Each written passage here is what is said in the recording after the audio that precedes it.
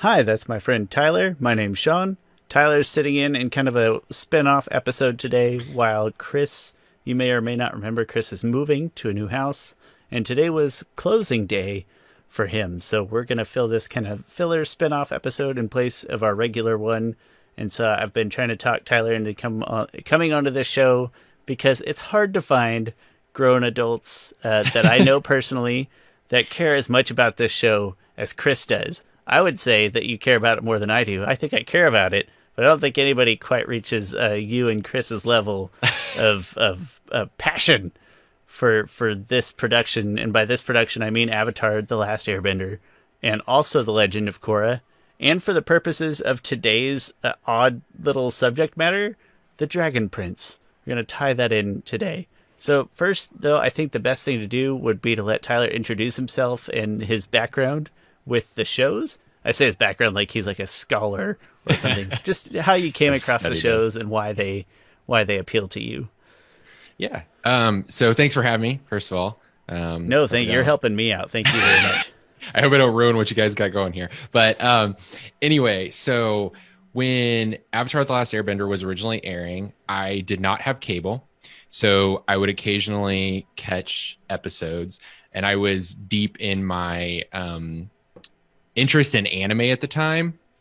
So I think I was skeptical of it as this isn't anime. This is on Nickelodeon, but it's trying to be anime. So I would see episodes from time to time, just the ones that Nickelodeon loved to replay. Some more of those kind of like story of the week, less impactful episodes, I think, at least seeing them on their own. So that was my experience. Years later, I would come back to it, like post graduating college. A friend of mine who's super into the series, during the time when Korra was actually initially airing, I think it was probably, well, I say airing, being posted on Nickelodeon's website. Airing was very loosely. Yes. Yeah, I think it was like mid season 4, or I think that's probably what I think it's probably when season 4 was actually mid-season airing. 4, and it was probably in the range of 2016, 15 or 16-ish. I think it 15 sounds right. 15? But yeah, so my friend came over. That was back in the days when we would like every weekend just binge some show. And he often anyway, he often would use us watching stuff together as an opportunity for him to rewatch something. So he wanted to rewatch the first season of Legend of Korra, so he brought me in, and I actually watched everything out of order. So I have a weird perspective. I watched the first season of Legend of Korra, and then I went back, watched all of ATLA, and then caught up with Korra in time to watch the finale as it was being, aired, released, whatever. So that was fun. I got the quick like run through everything, and I still have the experience of watching it alongside, longtime fans to watch the finale of Korra. And then Dragon Prince, it was actually, the first season was released right around the time of my wedding. And my wife and I watched the first season of Dragon Prince on the plane ride to our honeymoon / when we got to our honeymoon. So yeah, that was back when we were allowed to go places. Yeah. So that was in 2018. And obviously I saw it popped up on Netflix, hadn't heard much about it, but I saw that it was Aaron Ehas. That, I mean, I knew his name from writing some of the biggest episodes of Avatar. So anyway, that's my experience, I guess, with all 3 series. So we're not totally different in that experience. I had seen bits and pieces of Avatar. I'm going to say I liked it enough that I had probably seen the whole thing at some point or another, but never in true binge fashion throughout college. Or maybe it was in binge fashion. I just don't remember it all. But then when Legend of Korra came out, and I met Chris, the co-host of the show, at where we were working, and he was trying to convince people essentially, that Avatar was a really great show, regardless of your feelings on whether or not it's traditional anime, or even if you didn't like animation. And he's trying to convince people Chris is very passionate about that it's just a good show. And I was like, I think he's right. And so we watched it and talked about it a lot. And then I caught up to get up to speed on Legend of Korra very quickly. And I probably got to see the finale of season 4 of Korra on as it was playing live, quote unquote, live finale on the website. So that was Yeah. on. But yeah, so we're at least kind of similar in that regard, other than I probably still had the nostalgia in a different sense, at least, but still the nostalgia built up for ATLA first. I do want to note, I guess you can't see it, and I should have mentioned, I do have here that you also have a podcast. It's a fresh podcast. It's a bun that's still in the oven. It's still good and doughy. And it's called the Real Keal Podcast. So I shared a snippet of your YouTube page here because I wanted to show that your podcast deserves more subscribers. So if you're in, if you, and Tyler, you can correct me with your own elevator speech if you'd like, but my short form is that if you're into kind of the what's the like long form discussion and real talk, I think you should go check out the Real Keal Podcast on YouTube. They've been doing it probably a month and a half now, give or take. Something like that. Yeah, we've been inconsistent. That's what I'll say. Is we've got 3 long episodes out there, but we've been inconsistent with actually posting it. So it's harder than I would have ever thought to try to maintain a weekly. When I started doing this, I don't. Gosh, even saying that out loud, I'm like, Shawn, you sound like a douchebag. No, even when I started doing anything at all, it was really just, hey, I moved away from Chris, and that was my nerd friend. And I want reasons to talk about this show, and we do other things together. We play Yu-Gi-Oh! And Smash Brothers, and like that's my nerd friend, and easily the person that I want to spend my nerdy spare time with. He's my best nerd friend, and I was killing me. And so we're like, all right, well, let's do a podcast, and it'll just be us talking for a week. For a few minutes every week, and that should be easy to be like scheduling a phone call. It's so much harder than it sounds to fit that in at a consistent schedule every week. It doesn't seem like it should be, but it is. That's where we've hit a wall with ours. We had all these good ideas, and we're trying to make it a bit of a positivity podcast, or at least something that has starts with a loose topic and has a message at the end, and it's been difficult. So I know now you're maintaining 2 weekly podcasts, so I can't imagine to try to keep up with that. So I'm going to say that the additional work has been minimal because I already have like the setup prepared, and I have, again, I don't want to make it sound like I know what I'm doing because I don't, but it was easier to translate what I was already doing into a second podcast than to say reinvent a second podcast. So whatever tactics for better or worse that I was already doing for Last Podcasters and rolling into Pokemon Malarkey was like a less work. It wasn't 100% addition. So anyway, I'm glad that you guys are working through the podcast and you take your lumps early on. But it's funny that it's really hard to find that time sometimes, even when you're living in the same house. It's still find the time to dedicate the energy and attention to it that it deserves. But if you're into that idea, again, it's long form. I think you call it a positivity podcast. It's better than what I said. Long form positivity discussion. Go check out the Real Keal on YouTube and Google Play and iTunes and Spotify and Stitcher. You guys on Stitcher? It's whatever Anchor does. We use Anchor does whatever they default to distribute to. I'm gonna say most of those things. I do mine on Spotify personally, so go check that out. So that's the Meet Tyler piece. Tyler, I might have cut you off. Is there anything else you'd like to add in context of what your formative opinions on the show, or formative experiences, I guess, for opinions on the show?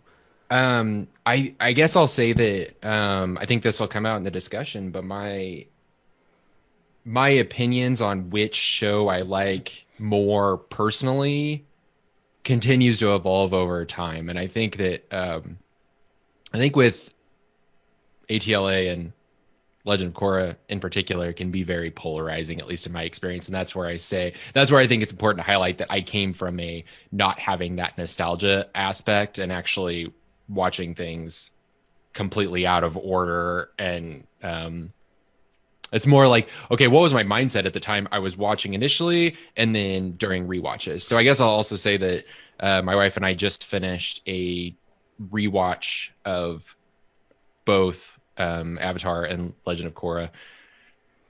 probably in like August, so like a few months ago. And then honestly, we rewatch Dragon Prince probably once every 2 months just because it's easy to have on in the background. It's So like an easy to palate 3 seasons worth of yeah. experience in the background of anything that you're doing in your life. Absolutely. Yeah. Well, so the best part about that is that we don't have to answer that question. I tried to do like clickbait title, clickbait topic, but without actually having to answer like a which one's best question. So I framed it with this context that's somewhat true and somewhat embellished for the sake of conversation. So we have Netflix, and my wife is probably very typical in what she watches for the normal humans our age. I'm going to say the slightly less nerdy humans our age, but she is familiar with The Last Airbender and has maybe watched bits and pieces, and she's not opposed to it. She doesn't have any other sort of affiliation or preference for anime whatsoever. Animation in general. I mean, we watch Disney movies like the next people do in that kind of animated films and whatnot. But if I were going to go to her today, the question that I want to answer, that I want you to answer and make this podcast hopefully the right amount of interesting that people don't put thumbs downs on Chris's channel. Because unlike us, Chris's YouTube channel like actually has some following, and I don't want to destroy it while he's not here. So the right amount of interest in the topic, but without taking it super duper seriously. Which of the 3 shows would I recommend, or should I recommend to my wife? Should I tell her, hey, I want you to sit down and watch this and enjoy it with me? Is it The Legend of Korra? Is it Avatar The Last Airbender? Is it The Dragon Prince? And I need everybody to know that you did not answer this beforehand, and I have no intentions other than to just let you ramble and talk after you, and then come to some kind of answer at the end. And then I'll go make my pitch to my wife out there, and I'll see how that goes. So Okay. I'm going to start with Avatar The Last Airbender, just maybe 5 minutes-ish worth of pros and cons about recommending this to a loved one. And then we'll go to Legend of Korra and then Dragon Prince. Okay. Um, Sounds good. And I will just go ahead and say, take anything I say with a grain of salt or sand or whatever your preference, because I don't want to deface Chris's channel at all. He's worked so hard. He has almost 6,000 followers. He like actually gets some income, not from our podcast whatsoever, because we don't monetize that, but like his channel is like a channel. And so now he's not here. And so I was like, well, we can't do anything too spicy, you know? I don't want to. That's I've been going through in the past couple days. I've been like just doing like a run through of several of his videos, just trying to get an idea for his vibe and stuff. But his vibe is like I'm gonna say it's like Neil, but more appropriate. Yeah. That's my easy Chris elevator speech, if you will. Makes sense. So I've definitely seen his passion for all 3. Like I watched several of his Dragon Prince videos. So anyway, so start with ATLA, and I think just right off the bat, and I'm stealing this a little bit from my friend Michael, who got me to watch got me started on the franchise in the first place. So I'm paraphrasing him a little bit in saying that it's a game changer, perfect scenario, once in a generation type show, in the fact that it was able to happen. The fact that a show like Avatar, first of all, got greenlit, and the fact that it went all the way through what Bryan and Mike had planned on Nickelodeon at a time when their top shows were probably SpongeBob and Fairly Odd Parents, and you have maybe some Rocket Power and some Wild Thornberries. Yeah, so it's just it's crazy that it was even able to exist in the first place, and then the scope that they had and what they planned out. And I mean, I think it's a typical trope in fantasy to have the use of some sort of element-based magic, but this just nuanced approach of, okay, we're going to take 4 martial arts styles and we're going to use that as a way to demonstrate how these element-based powers work. And that's just cool. And coming up with the term bending, like just the fact So it gets a like plus, I don't know, 100 points just for the fact of how did this even happen? How did this come together? How were they able to pull off this thing that's so heavily anime influenced? Yeah, at a time when that was popular, but nobody else was really doing that kind of thing. I mean, I guess Cartoon Network had like the original Teen Titans, and that kind of played off the anime hype train that was happening then in the 2000s. That was a But little after, though, wasn't it? Still a little after this. I don't know my Nickelodeon history quite well enough because, like you, I didn't have cable. yeah, I think it would have been so. And that goes back to I started watching anime because I did have cable at the time when anime was on the Toonami block, the best of the Toonami block on Cartoon Network. So that was like 99 through like '04 maybe, and then that was around the time I didn't have cable anymore, and so that. And I don't remember what year ATLA actually started. I'm sure you probably do or have an idea. No, not off the top. I know I should, but not off the top of my head. Something like it's either 2002 or 2005. Maybe it started in 2 and ended in 5. Okay. Does that sound accurate? That sounds probably right. Yeah. I like what you have said essentially about, so in the Nickelodeon scope, we know other things happen in other places, but in the Nickelodeon slate, the channel that took it and handled it and made it good, or that made it big, I get not good, made it big. It was Serial in a time where the other cartoons were not scratching that whatsoever. It was kind of an anime style at a time where other cartoons were still this sort of playful Saturday morning cartoon vibes. Nothing wrong with that. I love that. That's not what I'm trying to say. And it was, even in the sense that it was high fantasy, it was like I'm going to try to call it a grounded high fantasy in a way. Yeah. Like it wasn't just larger than life kind of inexplicable things. I think said nuanced was the right word. Kind of a grounded, nuanced approach to a high fantasy in a time where there wasn't much high fantasy stuff on TV to begin with. That wasn't really in the mainstream at the time. And B, if you found high fantasy, that wasn't it. It was either going to be like crazy sci-fi. Final Fantasy X was probably huge at that time, kind of high fantasy, or the total opposite, medieval high fantasy. Like there was nothing that matched this in that way, especially in the Nickelodeon slate. Yeah. And I think kind of, we're saying things that I was saying too, but the fact that it's a hard magic system also is just, there's just weight in that. There's rules, and they establish rules, and you have this expectation, and it's this, it's a show targeted for kids technically, but they expect you to have a better respect for it. And they, there, to go on to other topics, there's a lot of kid oriented humor, and there's a lot of stuff that totally slaps you over the head with a message. And I think you still take it. You just it still works. And that's what I guess it's, again, in that whole, like, the fact that they were able to do some of the things that they were able to do and pull it off, because I know they had restrictions. I know it had to be kid focused. I know it was one of those shows where they had a count for how many times they could say kill or die or something like that, and they had to, you have a plot that starts with a genocide and, like, which, not spoiling anything, trying to keep spoilers out of this since we're trying to do a recommendation of it, but I'm like, that's the intro. These things. That's episode 3 material. There's no spoilers. Oh, it's episode 3 material. Okay. Yeah. I thought it was. Right. That's the 3rd episode of the series. You get the genocide aspect. Probably. That sounds right. But that's what. Sorry. Go ahead. Well, that's gonna. Gosh damn it! Now what was I? Shit. You mentioned rules and structure, and you have to be careful, not you specifically, but to the general audience.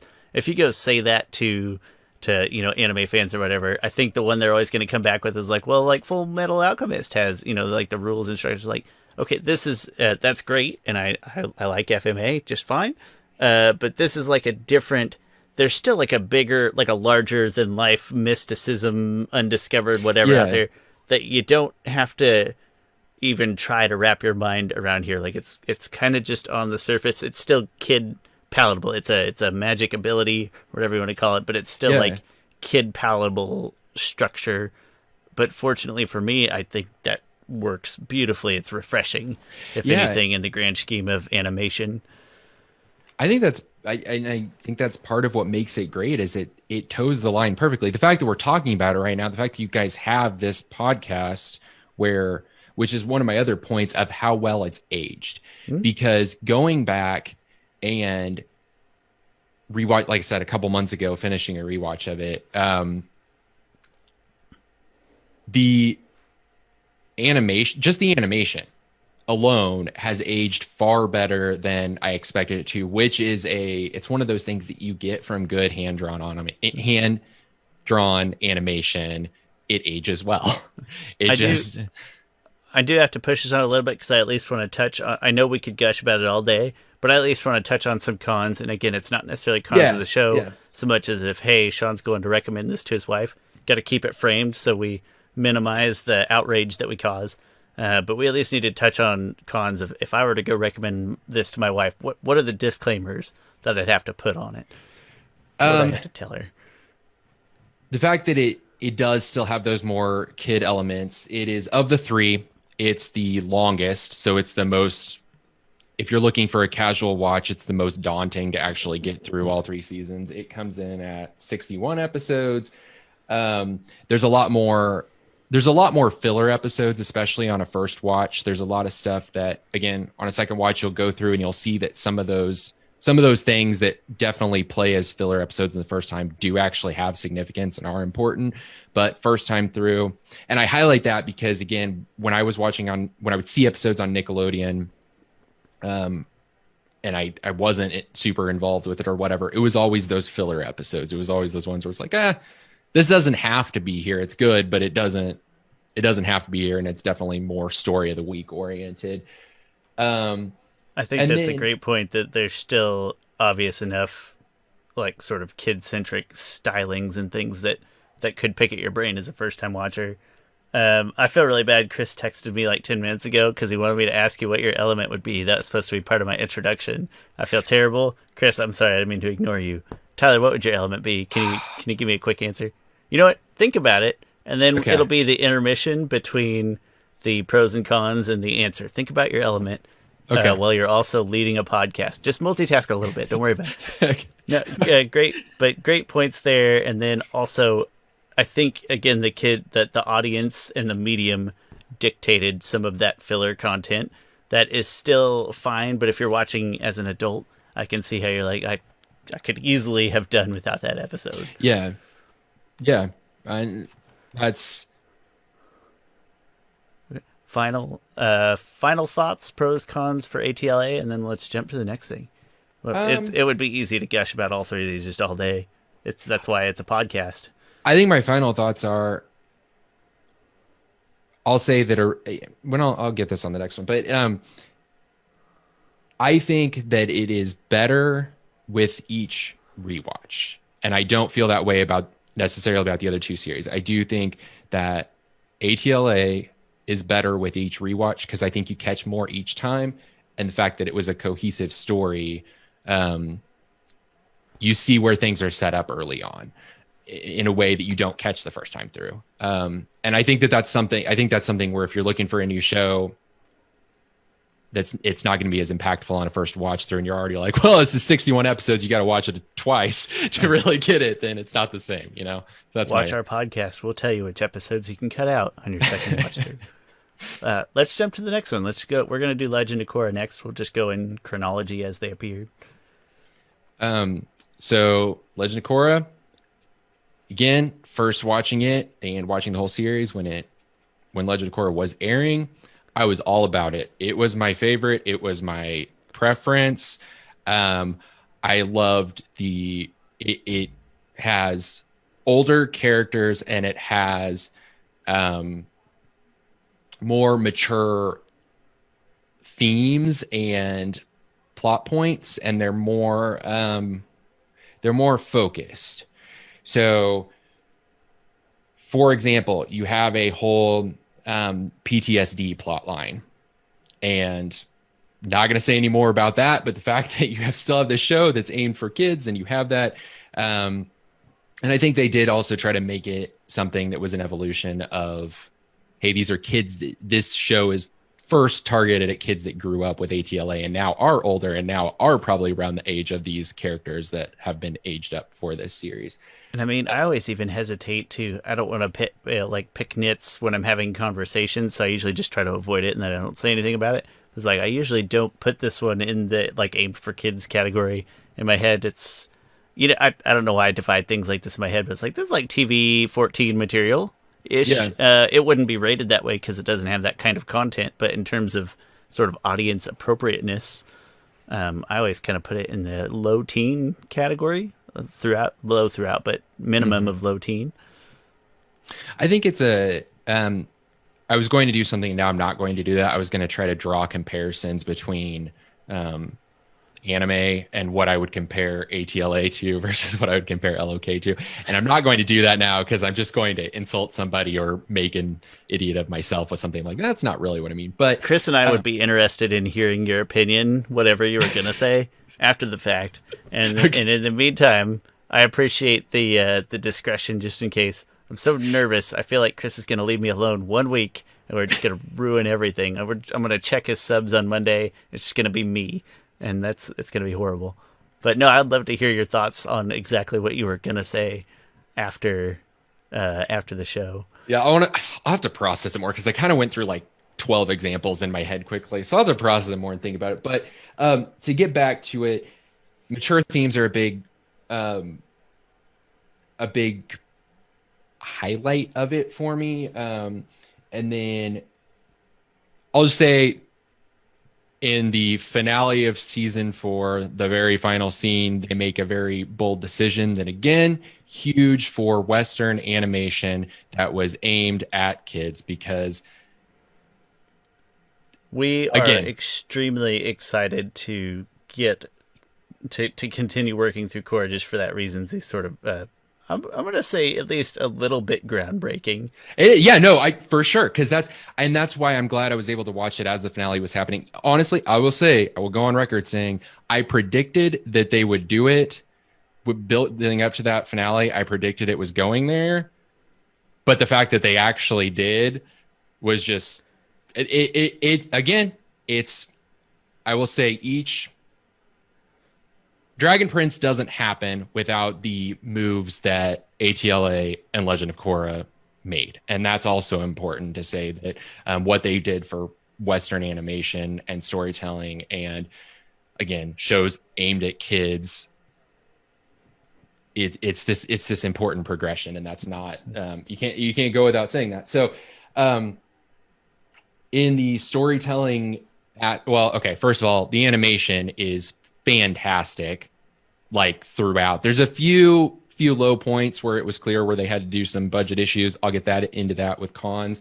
but the animation is fantastic. Can I build on that real quick? Yeah, this is a small detail, but it's something that's like important to me personally, that makes it still more palatable today. Just the difference between being HD versus SD, like going back and watching my original Avatar DVDs, which is how I watched it when we started the podcast because it wasn't up yet, versus watching these. Do I have DVDs or Blu-rays even? But just like having it in full widescreen, and it's like a little quality of life thing that shouldn't be important, but it's, in terms of like watching it in 2020, especially for a first timer, it doesn't hurt. Yeah, and that's again both series aged really well because they did the work on the animation, and it looks good in HD. It doesn't look like shit when it's blown up. It looks great. Yeah, and that's the other thing is it was something they didn't cut corners when they had all the reasons to cut corners with the Legend of Korra. They did not, and they found opportunity to cut corners with in the season 4 onward of Korra. They found ways to make it work, and they found where they could work around it to make sure you still had the best possible fight scenes you could see, which goes into my next topic of, I think that you see the true potential of benders of every element in a way that you do not see them in ATLA. In that, you see where things can go. And I don't want to get into spoilery things, but there are, because it's able to go a little bit darker with some of the themes than what ATLA was able to go, there are some, I'll just say season 3 has some airbending techniques that shock you. And they're one of those things where it's like, you could imagine that happening, but you never would have thought it would happen. And then it plays out on screen and you're like, oh my God. I honestly kind of get that way with the, like, even the energy bending at the end of the first. So I vaguely remember what you're referring to in season 3. And I have a feeling it's just a carryover of like the surprise I felt at the end of Avatar: The Last Airbender. I don't think you're actually getting what I'm talking about a scene with I will say it's a scene with the Earth Queen in, right? Because it's the queen. Yes, it's the queen in. I've only watched season 3 and 4 and 5 one time, so I actually don't recall any of them that well. I guess I might be overlooking, so that's fine. Don't spoil it. Okay, no, it's you're in for a treat then. It was again, I go back, I have specific memories of things like I said, watching it through live with my friend and things that because he had grown up, again, he had been part of the demographic watching it. He had spent a lot of time like he wasn't writing fan fiction or anything, but he was thinking about like he had that kind of mindset of thinking about what is the potential of all these things. And you know, you get a little bit of that in ATLA. You get the dark side of water bending in ATLA. You get so I think that there's and you see growth. It's a different series, and that's I like how different it is. And I think that and that's me personally, that's my opinion. That's where, again, I'm going to highlight this as my opinion. I don't want to do anything to anger people, anger, longtime viewers or anything. I just to say that was one of the reasons I initially liked Korra so much more. And I don't necessarily feel that way anymore. That's the other thing to say. I like that we did touch on when we were discussing this episode initially. They're almost different genres of show. Just the amount of content distinction between the two. The fact that Korra is still serial, but it's serial in kind of a season by season basis, as opposed to a massive story arc being told. They almost feel maybe not different genres, but they're definitely like distinct subgenres of a show, which does make comparing them pretty wild. I don't know if it's a pro or a con. I'm going to say that based on how my wife and I watch television, which is how I think the modern person watches television, which is it's on in the background most of the time, right? Where it's a constant binge. Mm-hmm. I think maybe that's a little bit of a con for this as opposed to ATLA, and I'm probably splitting hairs here, but the idea that you probably have to pay a little more attention. These sort of tighter contained stories in smaller seasons. Maybe a little bit heavier content. Like it's almost a show that as a first time, I think you have to grant a little more of your attention to grasp. And that shouldn't be a con, but in this specific context, in modern 2020 Netflix binging, for us, it kind of is. I do think it is a con because I will, again, me watching it out of order, being familiar with the franchise, seeing a few episodes of ATLA, then watching all of season 1 of Korra, going back and watching ATLA, then watching the rest of Korra. I am partial toward watching everything in both chronological and release order between those two series. Got it. I am. And that's so I'm not giving away anything at this point. I'm leaning towards some, but I think that you do. I think you get more out of Korra if you have watched ATLA at least once. through. Just my opinion. I think that there's more to be gained from that. But I do think I wouldn't say you need to, but I generally agree that you're going to have much more sort of fondness and appreciation for the growth of the characters and society as a whole. It does kind of necessitate in a way that the reverse is not true. And that's where that, like when I was talking about my point about the potential of bending, there are some things that are completely normal in Korra that were not at the time of ATLA and Aang's time. Those weren't things that happened. They weren't and so having that backwards track and like both in the development of society and also the use of elements and bending and how all that happened. Just my opinion, I think a little bit gets lost there. So I can go over to my cons one more. I have one more pro that I think is important. Sure. You did mention it's like Korra's like 4 separate stories. It has an overarching story, but it's written. There's a new villain each season, and I do think that is another strong point. Is I do think 3 of the 4 villains. You could say there's 5 villains, but 3 of the 4 villains are, I think, fantastic, well written, and different, unique, and especially again, I'll go back to the idea of children's shows. I don't think you always get a compelling main villain in shows.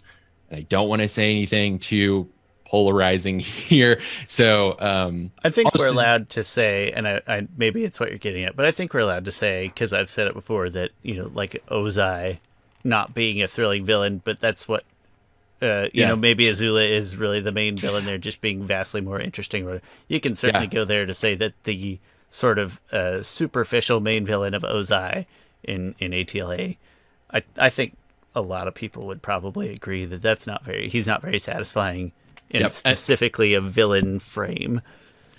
The finale is fantastic and it's a perfect finale in so many ways, but yes, as a villain, Ozai is kind of flat and boring. He can be evil for evil's sake, but you have the compelling villains in Azula and every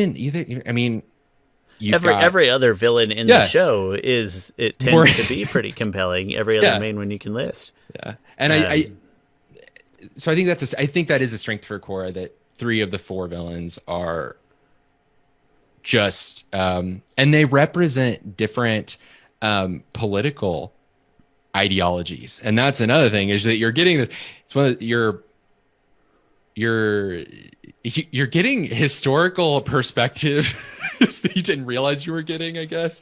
Honestly, for me, it's and I said it to Chris before, is for me, when I compare the 2 series, because I can't help it, for me, that part is a con, is that like one that's very real, and I tend to be very childish in my tastes. But for this episode, for the sake of this episode and recommending it to somebody else, if I'm thinking about my wife, that's probably a good thing. That sort of touch of reality where she's not necessarily into the super high fantasy dragon warrior everything that I am. Maybe she would like some reality tied in, some weight tied into it. So, that could probably go on either side of the coin as well. I think it.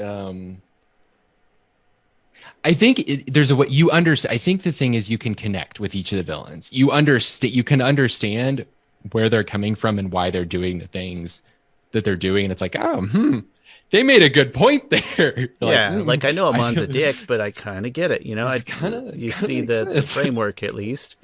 Yeah. So I like that.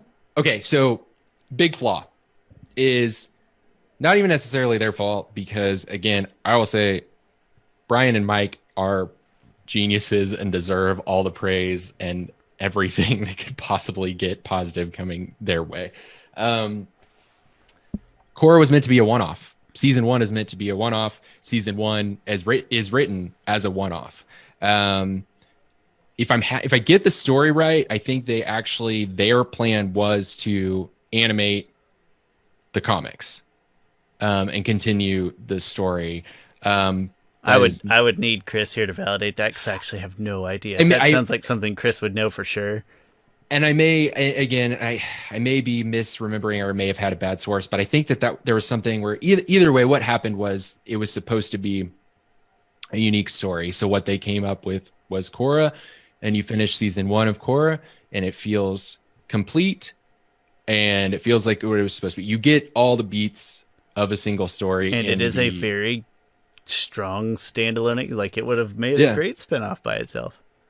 And then it does well, and they decide to. Nickelodeon decides to, hey, we're going to give you some more, as any media production would do, not just Nickelodeon, but I get what you're saying. I'll just say that I think, and this will be important also when I get into Dragon Prince, and say that there are lows in the series that I think are totally worth getting past. And I think, and from listening to your most recent episodes, I think Chris also kind of agrees that season 2 of Korra is weak. It's the least memorable to me. I only vaguely recall what goes on, and I know that Chris has voiced his. I can't even. It's not even displeasure, because it's still an enjoyable experience, I think, for him and probably for me. But of the 4 being sort of noticeably the weakest.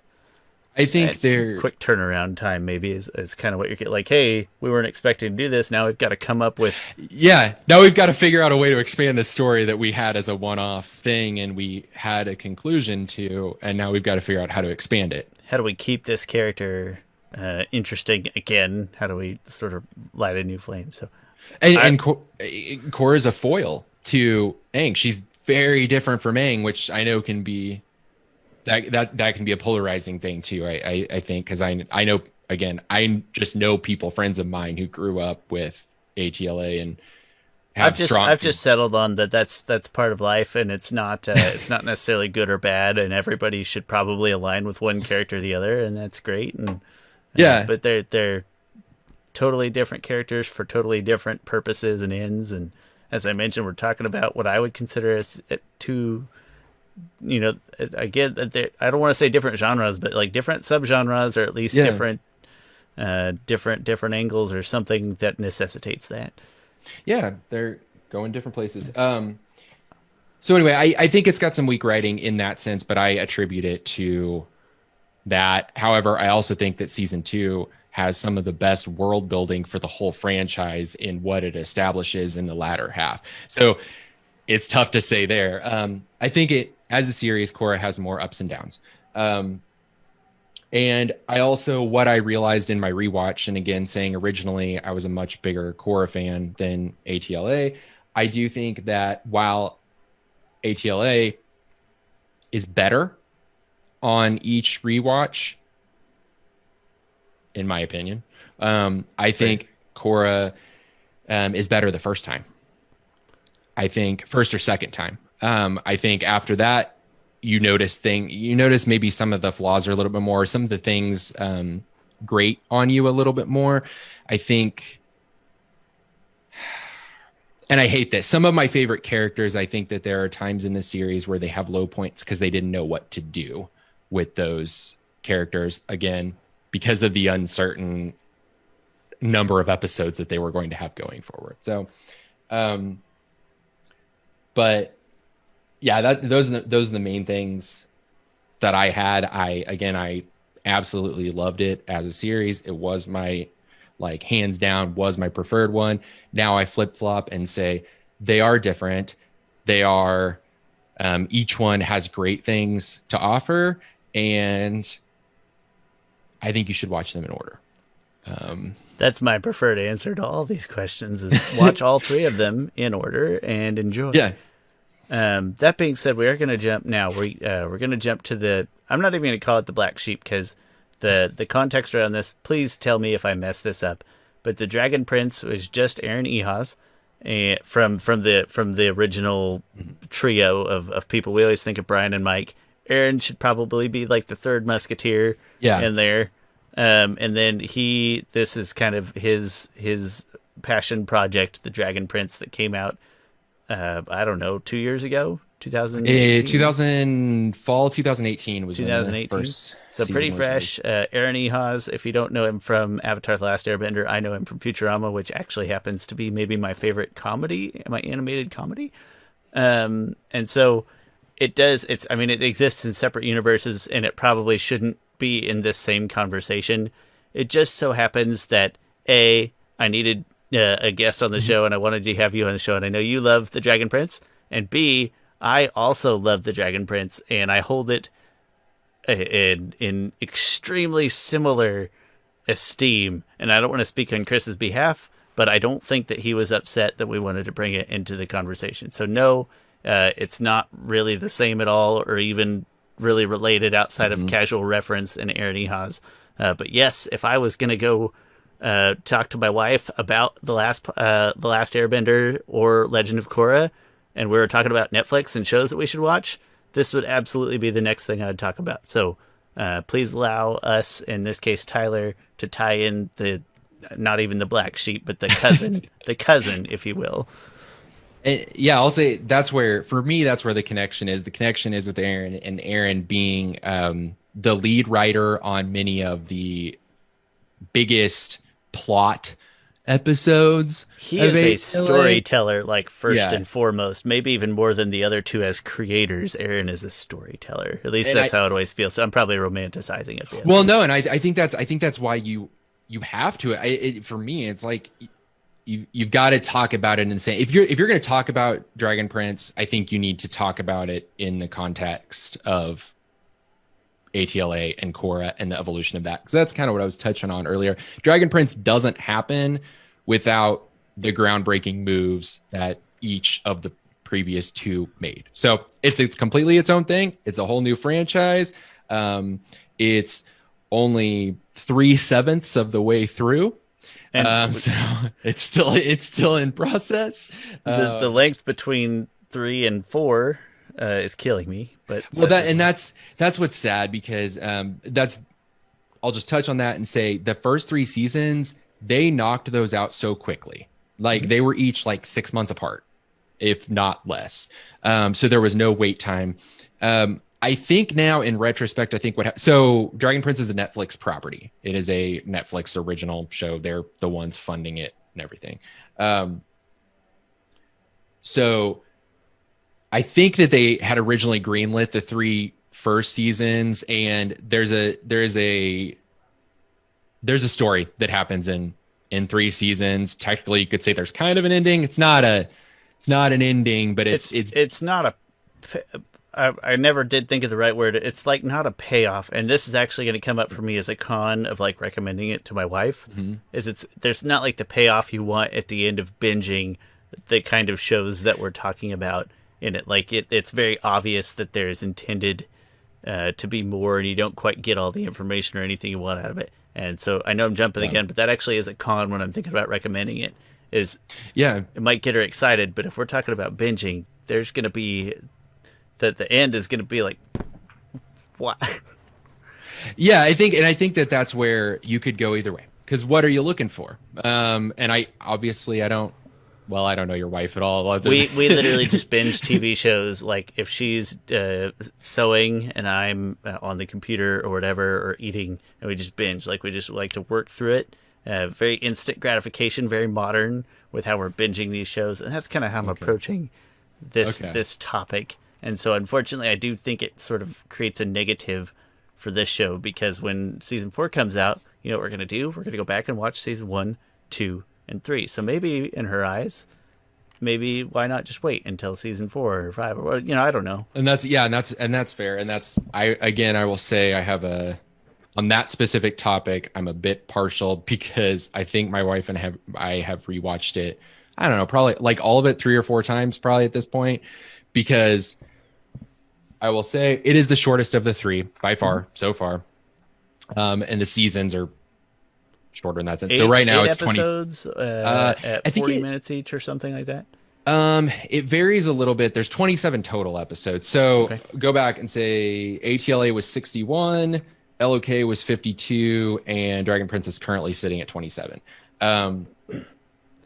So kind of touched on this before. It is a growth in that it benefits from all the precedents that the previous series were able to set. Again, I think that I have to compare them just because there is that similar with Aaron being a with Aaron being the creative mind behind Dragon Prince behind Dragon Prince and him being a head writer on ATLA, it's that similar storytelling aspect. It's that similar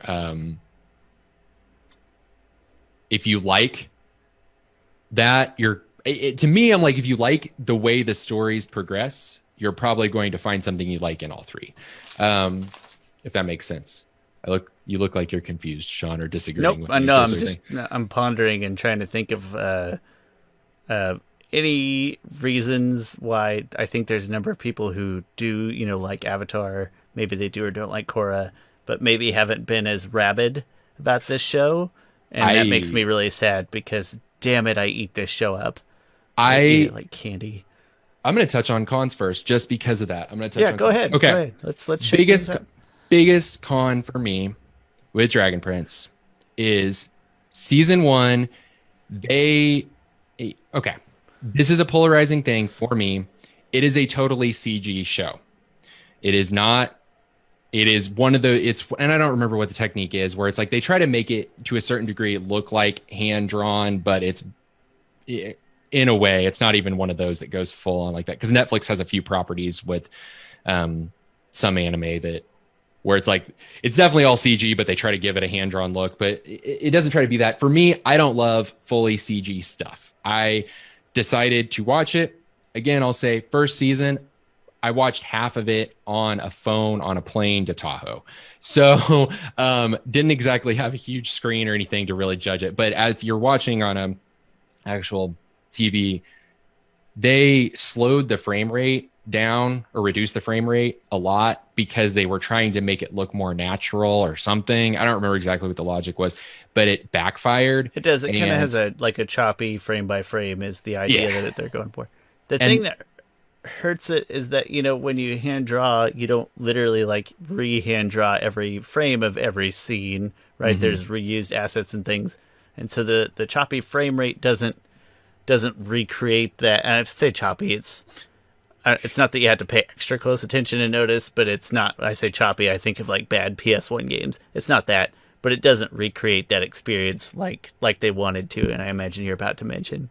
Well, yeah. And that's, I was just going to say that's always my disclaimer when I recommend Dragon Prince to people for whatever reason. And I do frequently recommend it for various reasons. I don't know if Jesse from Pokemalarkey has actually watched it or not yet, but I know I was trying to get him to watch it years ago. I don't think he has either. If I recall right, I don't know that he's opposed to the idea, but it didn't appeal to him so much that he was going to drop his kind of regularly scheduled programming. And he is a TV, I guess, like TV buff, TV enthusiast. He's got a very broad, eccentric taste in shows. I don't think he was ready for this to like interrupt that based on what he had seen. And that's fair. Again, like I said, I jumped on it right before people started noticing, because I jumped on it as soon as it was released, and it took a little bit for people to notice it, I think. I was in the same boat just because I have to credit Chris again for keeping me up with news and saying, hey, Shawn, this is Aaron, and it's got a dragon on it, so I know it's going to be all about you. That's a big pro for me, by the way. Just dragons in the thing, dragons in the name. That's going to win me over. That's what I wanted to point out. Because I was thinking about you, and I was like, it's more of your true standard high fantasy, and particularly your true standard Western high fantasy, because you have the Eastern influence with ATLA and LOK, again, making them groundbreaking, the fact that they were able to do that. But you're getting back to your sword and sorcery, dragons, elves, all of your tabletop RPG and a TV show. I'm sitting on a blanket that's Dragon Quest. It's my favorite blanket. Look on my shelves. There's a disproportionate number of things with dragons in them, and most of them play to that. I always it's probably incorrect to say, but I always say like the classic high fantasy tropes, and this is right in there. I know you were doing cons, and I had to throw this. No, I'm that's not fine. going to let you not let me talk about before. dragons as much as possible. No, and I was hoping you would talk about that. I wanted to talk about that. So I actually I have the not yet complete across both pros and cons, and I'll say why. Okay. Something that while I like being able to binge something all the way through, there's that disappointment, there's that withdrawal of I finished it and there's nothing left. And You can't attest to the quality beyond the. I'm excited, and a good cliffhanger is great, but I think the bigger issue is that, like, if I'm trying to recommend it, like I'm a whole picture guy. I'm a validated technology guy, and so that's the part when I'm telling it to other people. Because what if season 4, 5, 6, 7? What if 4 is crap and the rest never come? It's is it too controversial to bring up Game of Thrones and the finale? No, I don't think at all. Chris has plenty of Game of Thrones content and speaks his mind clearly. I say go ahead, absolutely. I think again, and I think that's another thing. It's like if you it's like there are definitely parallels to Game of Thrones and even in the political intrigue of Dragon Prince as a nice. I mean, it's what's it, Serpentera? Yeah. Serpentina or Serpentera? I don't remember. Probably not technically a dragon. I'm just trying to share some of my love. Yeah, that's great. I don't have anything. I have katanas behind me. If you don't have a dragon in your room somewhere, I'm giving you one for Christmas. Like, I mean, I used to have one, but I better I don't damn well have one anymore. Anyway, I think that it is we talk about something to weigh that I think is a pro. You talk about ATLA having a more kid-focused theme with sprinkling in the heavy-hitting topics, and Korra being much darker themed. I think you have Dragon Prince right in the middle with it has some pretty dark themes, but it can deliver things in a very comedic way. Not the dark themes, but it has the constant comedic aspect to it. You have a little bit more with your main cast. You have a broader range of ages in a way too, with the characters that you're seeing. And I think that helps too, because they really nail the characterization of how those characters act or whatever. Another thing, I mentioned groundbreaking moves that the other two series made you couldn't do that on a kids show before, and now they're doing it. And I think that is another thing the Dragon Prince benefited from, both being a Netflix property and Aaron probably being in many ways able to do whatever he wanted. But also, I wish we could say that about all Avatar related things on Netflix. Oh yeah. Another topic, another day. Yes. I think it's got you have a ton of diversity. Obviously you have elves and humans and different species, but you have a ton of diversity just in the humans. And I think that is you don't get that in cartoons. And I think you guys talked about this on a previous episode recently. You talked about with anime and the just oversaturation of male characters and not having good female characters. And Dragon Prince has great female characters in abundance. We're not just talking like the easy, like this is a story about a great female character. It's like, no, it's littered with real feeling great female characters. Yeah. I'm torn between who my favorite character is. And it's Callum, obviously, but I will say my wife will fight to the death that Amaya is the best character. And she has great grounds to say that. And she's just, you have this great character. I mean, but you have diverse characters. You have representation of all kinds of different characters. You have a good representation of LGBTQ characters. You have a deaf character. You have that's when you're watching it, and totally non-binary, multiple skin colors in the same race, right? So the diversity isn't just in the races themselves, but within the same race. So that feels kind of refreshing. Like saying diversity, but then like, hey, all the elves are white, and also all the dwarves are white, and also like, no, they actually have skin colors in the species. And so far we've only met two of the 6 species of elves, and we've seen all that diversity in the 2 that we've seen, and know that there's more to come. That's the thing. That's something I'm excited for, is to see the other elves. I am too. Stoked. But something that, again, and I'll say this is a pro and a con for me.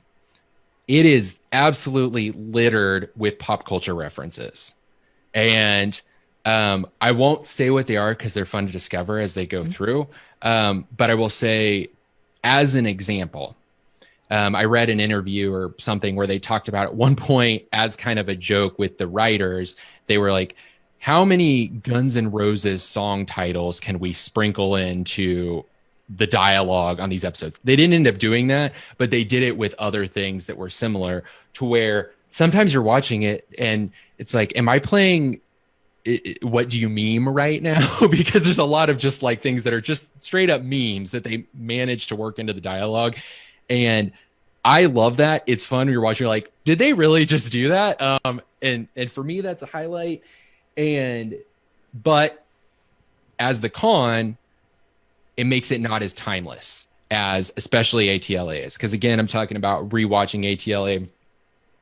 Oh, if we're talking about, I don't know, what we talk about, 2015 or 2005 was maybe when it ended. I think 15 years later, and how well it's aged, and I'm sitting here appreciating it even more now. I think that some of the aspects of Dragon Prince won't age as well because it's littered with those pop culture references, but they're super fun the first time you're watching it. I don't, I'm going to say that most of them, and I probably missed some because I'm not very smart, and B, I'm not very pop culture smart. I probably missed a lot of them even. The ones I do pick up on don't hit me as like heavy-handed. I would say, the heavier-handed it is, the worse it's going to make it age, quote unquote. And most of them don't feel that way. So I'm pretty like that. To me, tends to be a pro, and it kind of catches me and brings me in the moment and the context and whatnot. For the most part, I don't see it hindering in the future, but I could be alone there. I could be missing enough ones that are odd and will date it. I think that's good, because I think that says that they're not thrown in your face, but they're fun discoveries. I don't feel the only one that's like literally thrown in your face is the little Callum boomerang bit, which is I think that's fine to say. I think that's fine to share too. I just want to mention that because that's cute as hell when they do that like that. That's totally fine. Yeah, and that's, I guess, for anyone not, depending on, again, if we're just talking about your wife, she may not know that the wife part isn't as important, to the ends of the conversation as much as I wanted to frame it so that we didn't have to give like a best answer. She's a gimmick here. That's good to know, because that's, I think, I'll be interested for sure eventually to watch all 3, and she'll as like you it. should. As you should. But that's all I'll say is, okay, so Callum is voiced by Jack DeSena, who voices Sokka, and Sokka is known for his boomerang in ATLA, and there is a just completely unnecessary but fantastic scene for anyone who's paying attention, where he sees something and he looks at it and he says something familiar. Why does this feel so familiar? Yes, and it's great. And I love that. But yeah, so there's that, and then there's other things that are referencing other influences, or like I said, just straight up memes that are littered throughout. And I'm sure there's probably plenty that I missed as well. I'm gonna say, so like that one is obviously very heavy-handed, but it's gonna hit the right audience really well. Yeah, and in 10 years, maybe somebody raises an eyebrow or two, but it's pretty harmless. Yeah, I would say if it is packed full of that kind of thing, then you've got a show that feels like 2 teenagers talking to each other, and we don't know what they're talking about because we're old. Yeah, it happens to the best of us. Well, you're making me feel better too, because that was my thing, was I've especially ATLA for me just hits as really timeless in my most recent rewatch, and that was where I was a little, I don't know about this. That is everything I want to highlight, I think, right now. Again, biggest con for me is that choppy animation in season 1, because I do tell people that I have actually multiple people I've talked to, I've warned them and said, hey, you got to just get past season 1 for the animation and focus on the story. Watch it on a smaller screen, do something. It doesn't bother me on rewatches, and you will adjust to it. I may or may not be in the minority. If you know me, you know I like retro video games and things like that. Like sort of the modern taste in tech and stuff. This sort of even defies that conversation. I'm just trying to work to a point where it's like at the beginning, I felt like like one of those where you feel like something's off. And you can't quite put your finger on it. And I was still lauding the detail, the actual artistry behind it, even if it's not hand-drawn. But when we and Chris were reviewing it, lauding the detail and the world that they painted was a beautiful picture. Yeah. Even if it feels like something is off and I didn't necessarily know what it was. I will say that I personally, maybe I'm not like well-versed in this. I immediately forgot and stopped caring. Just watching on regular TV or whatever. Like it might have bugged me just at first. Like, what's going on here? And then I just forgot, and it didn't bother me ever again. And maybe on rewatching it now that we've talked about it, I'll be like, shit, that's ugly. I doubt it. No, that's me too. I got over it quickly, but I've just known people who have refused to go on with the series because that's bugged them so much. It does feel disingenuous, if you will. Yeah, and it gets so much better. In season 2 and 3, there's each one improve. It's significant improvement for season 2, and then there's more in season 3. And again, the world building, I think the world building is great.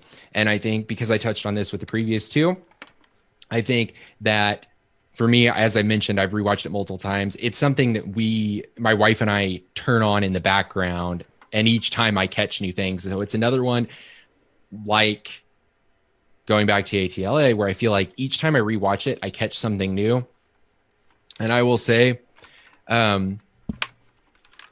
finishing season 3 of Dragon Prince, immediately going back and watching the prologue of the very first episode of season 1 is a hugely satisfying experience. It's finally coming together. Yes. And that is where, again, I see a cohesive vision happening where, again, Legend of Korra, not their fault. There were production nightmares, but it is a con in that, and that is something that Dragon Prince and ATLA share in that you have a cohesive vision happening here. And I think there's something really just incredible that happens with Dragon Prince in seeing the pieces come together. You're like, oh, they showed me all these things and I didn't know what they meant. And now I have pieces to put them together. And I'm like, oh, wow, that was cool. I do think it falls in between. I don't know if it's pro or con, but it kind of falls in between. I'm repeating what you said. I apologize. Between Korra and Avatar, in the not just the content, but maybe also the depth or like how much attention you have to pay, like to be leaving it running on the background. Because Avatar, you can totally leave running in the background. You'll pick up new stuff every time, but you can close your eyes and you're still going to get most of the story there. Yeah. And then somewhere in that spectrum, there's the Dragon Prince, and then farther down, I feel like you have to pay attention to Korra. I totally agree with that. I think the pro or con, I think I think that helps make it very bingeable, if you will. Yeah. And it gets credit in that it's a whole new, it gets credit in the same way that Avatar did, that ATLA did, in that completely new world establishment. And it has, you could draw similarities between the 4 elements, but it's not. Its magic system is its own thing, and it's a little bit more nebulous, I think, because while it's still kind of a hard magic system, it's not quite as hard as it's not as grounded in sort of tangible things that we can wrap our minds around. I think some of it's just missing. I think some of it's missing information. I think some of it we don't know yet because the way it's introduced versus. But anyway, it is. I'm always when I have magic in video games, I always want it to be like imbibed through items. Like magic is this this nebulous force, and you have to be carrying this sword to be able to channel it. So that makes sense to me. It's like, all right, there's nebulous power, and you need some kind of channel or whatever. I didn't even know how I felt about magic until I watched Avatar. And so then, yeah, as a small con toward the show is it's maybe not quite as satisfying because it has a more, gosh, I hope I don't make people mad. I should have thought about it before I said it. It has a more anime feel in that the magic is a little more nebulous and not as well scoped, I guess, or not as tightly scoped. I think it's also not as much of a focus, and it is both a big focus, but it's also not because with Avatar and Korra, you have that's just part of the lifestyle. It's built in. It's not an asset or something as much as it is how the and you have the with Dragon Prince, you have more of like, it's a pretty common theme in high fantasy to have that either the idea that magic is dying or that magic is changing, and you have this conflict of true, like the old magic or the old ways of doing things clashing with this is the modern, a new side of different things. type or dark or untapped potential. I mean, you just retold most Dragon Quest stories right there. Well, yeah, I mean, and I think that can you just ruined my childhood. Thank you. Well, no, I think it's a pro and a con. I think again with Dragon Prince, I have a hard time because I think there's a lot of things that are both pros and cons depending on your person where they take. And I know I'm probably ruining part of the outcome here, but like where they take it from here is going to be such a big determinant on how much I come back to it, or if I ever come back. Because 3 good seasons, but 1 bad season does tend to trash things for me. I have a hard time stopping and saying, "Yeah, I'm just going to watch 3 and be happy."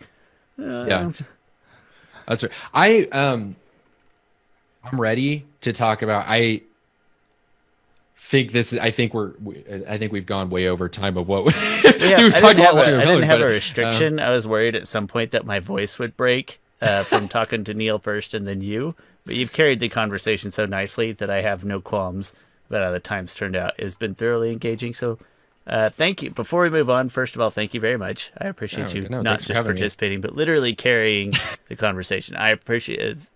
Thank you so much. 2, before we get to the answer, you do have to tell me what element you would bend. I'm glad you brought that back because I thought about that earlier. I think I would probably be a waterbender because I think Toph is my favorite character, but I will say I think earthbending is a little too much of a jock element for me, and I'm the complete opposite of that. And again, if I was gonna like sort them like Harry Potter houses or whatever, I think that with firebending, you have a little bit more of the persona of kind of like the popular kids. I think with that, I might just ignore me if I'm going crazy with this, but airbending, little too zen for me. I'm not that chill and calm. And waterbending, because I've actually tried to do, and this is, I'm a Ravenclaw. Go on. Well, like at a very minimal amount, I've tried to do some like Tai Chi on my own, which waterbending is based on Tai Chi. And I've kind of tried to do a little, it's sort of like a meditative practice. And I found like, there's a certain like, it makes sense in a way to me how it works. And I also like, I like the potential of it. I like all the things that you have waterbending, you have ice, you have bloodbending, you have all of these different directions that it can go in.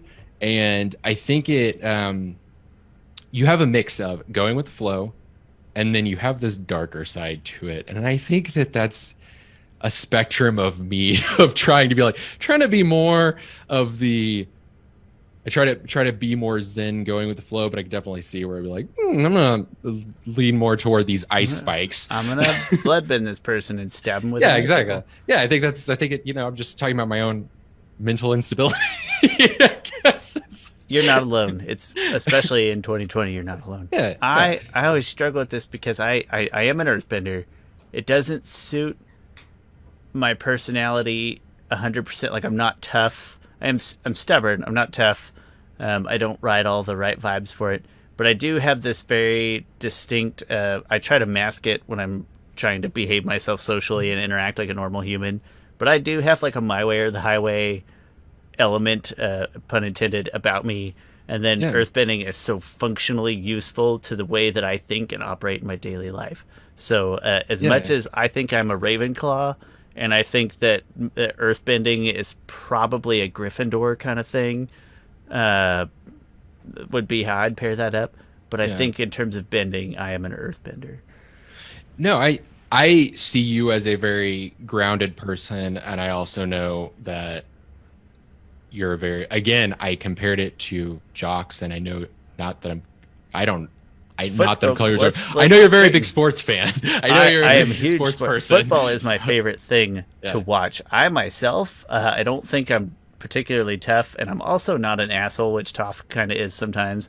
Maybe don't fit the jock crowd. But like I said, in terms of sort of functionality and the underlying causes for those behaviors, and I'm just going to call it like a my way or the highway approach to things. I do have that. I try to cover it up a lot. But that's a driving force under me. So, all right. Well, if Chris is probably an airbender and you are a waterbender, I'm an earthbender. So we need an evil, a menacing Slytherin firebender. Oh, it's Jesse. It's Jesse. Is he? It's Jesse. Jesse, if you watch this, I need to know if you are a firebender. I don't know if I've ever asked you before. That's excellent. I would be curious what his arguments would be for other things, but definitely. No, I think you're right. I think it is Jesse. That's a stellar call out. Wow. Okay, so I've got it covered on the podcast. You would have to make a compelling argument to convince me otherwise. I've got a whole team avatar. That's beautiful. Speaking of compelling arguments, let's get to the let's get down to brass tacks. Okay. You're telling me, Shawn, you need to get your wife to go watch this show with you right now. This is where you should start. Okay. Where do I go out this? She's outside right now. I'll go tell her. I will just say I think you're going to disagree with me based on how this has gone, but I am firmly saying Dragon Prince. Firmly, wow. And I thought about this for like the last 3 days, and I'm flattered. You don't need to put that much effort into this. No, because I've talked about it with my wife. Again, my wife is a little bit younger than me. Grew up watching ATLA with her sister. Grew up in that. She was a big Harry Potter fan. Grew up in that predicting things. Same thing. Did the same thing with ATLA, predicting what's going to happen. And that is where I'm going to challenge you and what you've said, because I will say, and I have continually been disappointed, particularly by anime. And also, I mentioned Game of Thrones earlier. And also by Netflix. Let's by Netflix as well. Absolve Netflix's sins here. I trust. The thing is, I trust Aaron's writing, and if Aaron weren't in charge, and I trust him again a lot more than I trust the Game of Thrones showrunners.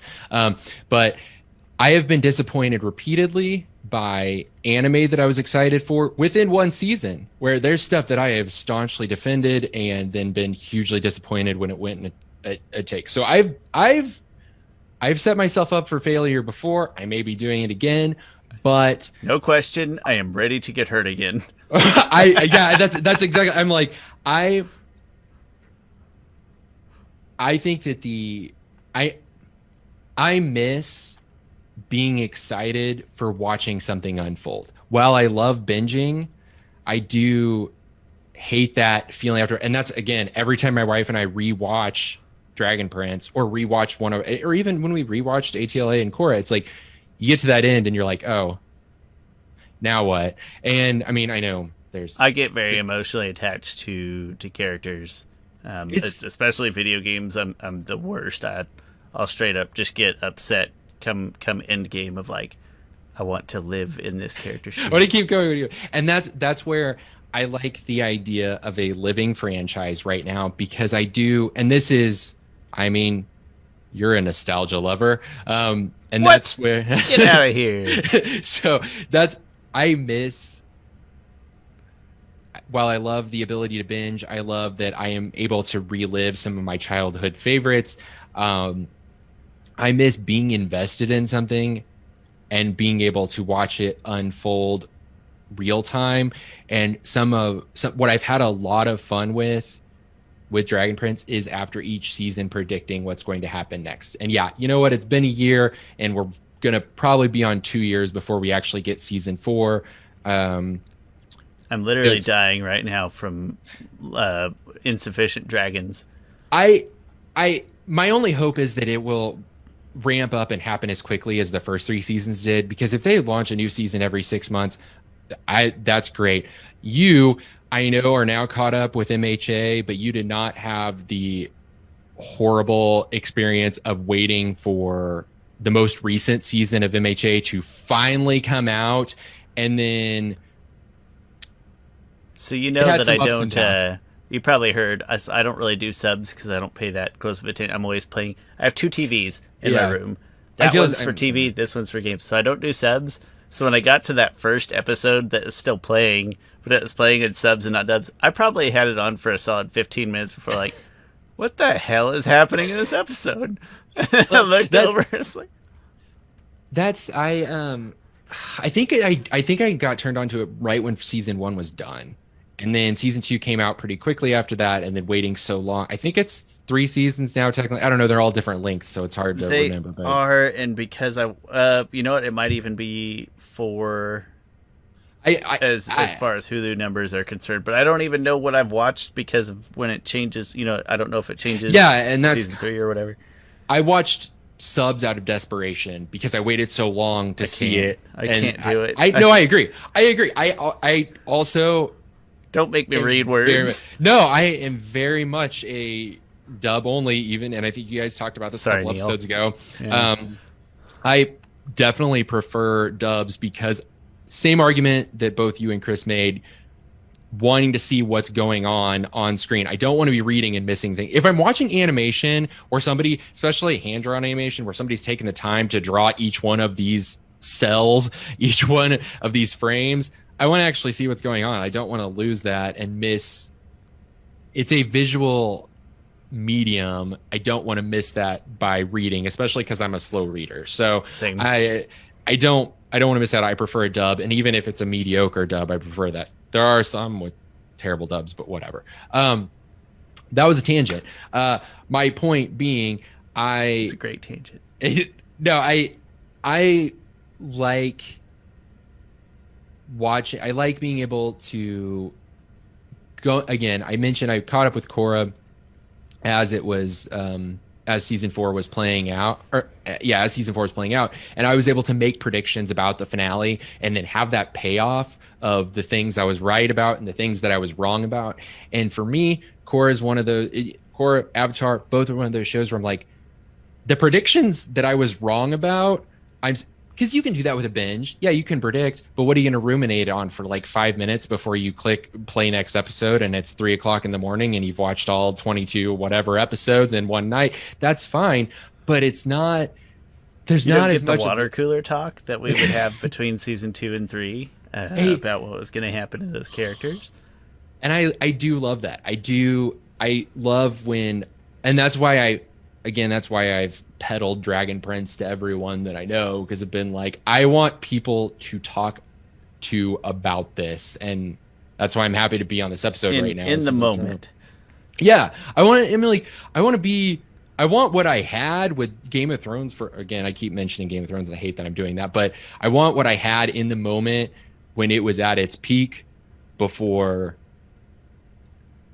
it was just like, oh, I think my predictions were better with this. And that's where I will say that of these 3 shows so far, I personally have not felt like there was ever a time where I made a prediction, it was wrong, and I was upset about what they did instead. Because I even said with all three seen, oh, what they did made a lot of sense to me. It's not where I thought they were going with it, but that makes a lot more sense. Not like experience that I've had with a lot of anime in particular lately, where I got really hyped up for a series and then it gets to that latter third or whatever and I'm like, are you serious? Because I wrote a better ending than this. And I can think of several titles in particular, where I'm just like, especially ones that I defended. Like, again, I have several experiences where I'm just like, I defended that. I told other people, no, it's gonna be great. It's gonna be great. And it didn't. So yeah, I'll be the first to admit if Dragon Prince, if they totally screw it up in the end, then I will be the first to admit that I wasted my time and I'm angry. But I don't see that happening with the trajectory that it's on, and because of my faith in Aaron as a visionary. And I don't want to give all the credit to Aaron because I don't even know. I just don't know the other members of the team. Well, yeah, I know that's the thing. His brainchild. So yeah, and I know. Well, I won't even go on that topic. Whatever. I'm not going to go on the topic of stuff that happens outside. I just think that as a visionary, and I think everyone that's been involved with it just seems very passionate about making it a great thing. And that's where what we are guaranteed as of now, and less Netflix does them real dirty. In July, they did announce that there would be the whole saga, is what they're calling it, which is a total of 7 seasons. There are 6 sources of magic plus dark magic, so you get a season for each source of magic. So really excited. Again, that's from like guaranteed we're going to meet the other kinds of elves, and I'm really excited about that. I'm particularly excited for the Tidebound, which are the ocean elves. They sound pretty cool. But I'm going too far on tangents, I know, but other reasons. I'm just glad you're invested, and that's awesome. No, I'm sorry. You're an engaged guest, and I appreciate that. I know I'm talking way too much, so I'm gonna try to make it more concise now. I think to me it's an advantage that if you're looking for like a weekend binge or something, so maybe not the best example for your wife now that I know more of the framing reference of that's you guys would prefer the long and finished works to do, which I understand too, because I like that as well, depending on what I'm looking for. But I love that being actively involved, and that's the biggest thing for me is I'm excited to make those predictions and experience it. And I do think that now that they've been greenlit for the following 4 seasons, for the remainder, I think there is potential that they get them out as quickly as they did the first 3. That'd be great. If we had 2 a year, that would be astounding. And I don't know if that's actually what happened with the first. I don't know if they were originally like, hey, if season 1 does fine, I don't know. I don't know how the production 2 in worked. The incubator, like ready to go. Yeah, that's kind of what it feels like. Because I know, like I said, they tried to finish off certain plot lines while leaving it open. So again, it doesn't have the problem that Korra had, where it was like you get 1 season, now you got to make more, and then you got to make more. And I think that the cliffhangers that you get with Dragon Prince lend itself to when we are able to look back at it down the road. I hope that it'll feel like one big cohesive 7-season story. I like the balance of heavy themes and lighthearted themes. You have great adult characters, you have great kid characters. Everyone feels convincing as what they are. The villains are great. I love that I can see with all of the villains, I can see, and I'm talking about 3 in particular with Dragon Prince, and I'm not going to say, because I think it's a bit of a spoiler to say 2 of those, and to call them villains, I think it's a spoiler. So I'm not going to say that, but I think that me not knowing where they're going to go. And that is one thing where like I can make predictions where I can go three different ways and they all make sense. And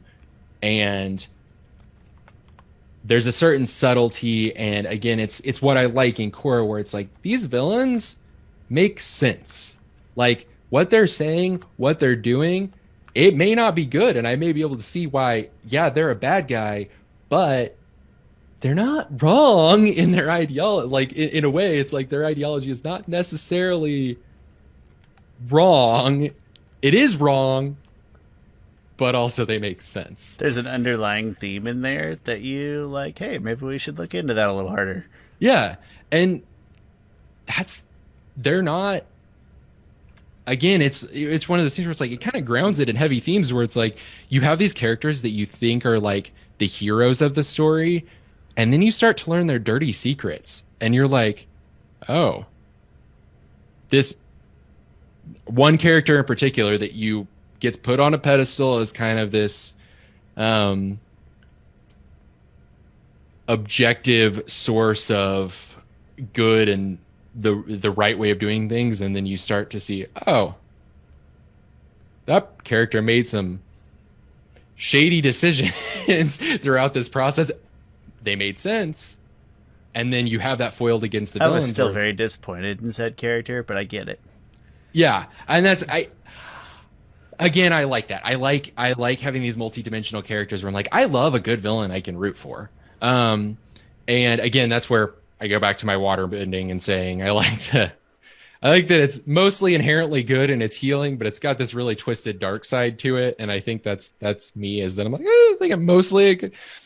I frequently make the joke that in like my group of closest friends, if we were like, there were three of us, and if one of us had to be the hero and the other was the bad guy who thought he was the bad guy, but it was actually the good guy all along, the bad guy with the heart of gold that gets converted, and then the guy that's just the bad guy, I would be the bad guy and like the actual bad guy with the, like, I started out with a good idea and then I just got too upset and, angry about things or whatever. So I see you've given this some thought. Oh, I've given it a lot of thought. So that's, again, I connect with dynamic villains, and that's why I like it.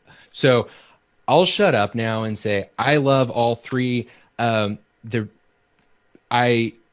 like the potential of where Dragon Prince can be going. I like the idea of joining an active fandom. If that's not something your wife or any of other people, hypothetical people that are going to take a recommendation, is not something they're down for, then don't start with it. I say start with ATLA because you have a huge, robust franchise there. And again, I mentioned earlier, I think you should watch those two in order. But I like the idea of Dragon Prince because it's short, it's concise, it's ongoing. And if you like some of the story beats and the way things unfold, I think you'll also find aspects of that you like in ATLA and Legend of Korra. So your answer is the important one. It's the one that matters because that's why I brought you here as an outside source. I know my wife a little bit better in ways that like aren't worth trying to describe in a podcast for a silly shtick. That's all this is, right? Just a shtick to avoid answering like the best question or whatever. It's just a framing device. But I think in reality, my answer would be is that I'd start her with ATLA.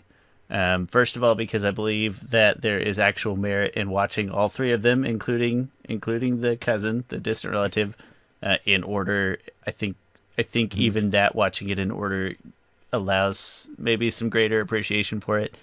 Second of all, I think the content of Legend of Korra might on the surface seem like it appeals to her, I don't think that she, that appeals to me because it's like deeper tones in an animated show.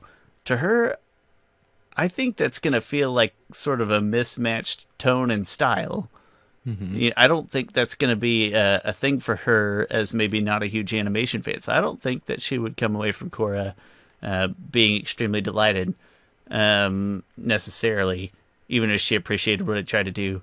The Dragon Prince is probably a much better match of like modern amenities and tone and style and things like that. But I do think there would be an element of she works in a funeral home with a lot of people who don't watch animation. She doesn't talk to that like she would be watching it with me and just talking about it with me, which would have some value. That's probably it. And then B, like we burn through stuff so fast, it's constantly on in the background. Basically, any non-football night is TV, regular television, and so it would just be over in an instant. So there's a lot of merit to starting with ATLA and just having this one overarching grand experience. But like I said, I also know my answer is cheating because obviously I know my wife a little bit differently, and I'm ruining the shtick here. But the point is, honestly, A, you can't go wrong with any of the three, and B, that from the outside looking in, maybe there is some merit to jumping in on the Dragon Prince, even if from our perspective it's probably a little selfish, but it's like, hey, let's create this active community and this interest in it. Hopefully that interest and passion is rewarded appropriately and in satisfying manner. So yeah, I appreciate you bringing that to the table. I don't know if it is the answer I hoped for or what answer. I didn't know what answer to expect. I do. I would say I expected you to say Legend of Korra, just for kind of superficial reasons that we touched on. So I like where you took it. I think a year ago I would have. Yeah. That's. I don't know how to say it nicely because evolution. it doesn't impact me, but I think I think that it might feel like a mismatch of style. Like she doesn't even look at like your animated comedies, your Family Guys, your Futuramas, and of course I love those. I like animation even if it's not for the sake of the animation. I just like it because it's goofy and anything can happen or whatever. But she doesn't do that, so I'd worry that any kind of heavier adult tones and themes in animation might not sit.